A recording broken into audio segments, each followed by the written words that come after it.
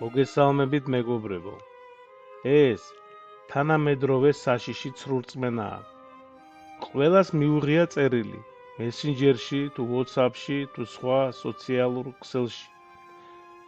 რომ ძლიერი ლოცვა, წაიკითხე, თქვი ამინ, გაუგზავნე 10 ადამიანს, ბედნიერება გექნება, თუ არა უბედურება. ეს სულიერად საშიშია. მეგობრებო, არ არსებობს ძლიერი ლოცვები, რომლებიც ჯადოსნურად აგვარებენ პრობლემებს.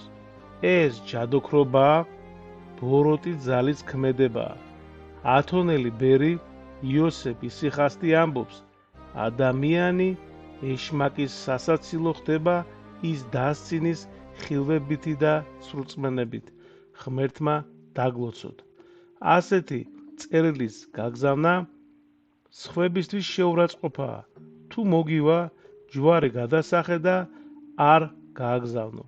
ილოცეთ ყურადღებით, გულით, იესოს ლოცვით. ღმერთმა გაგახაროთ.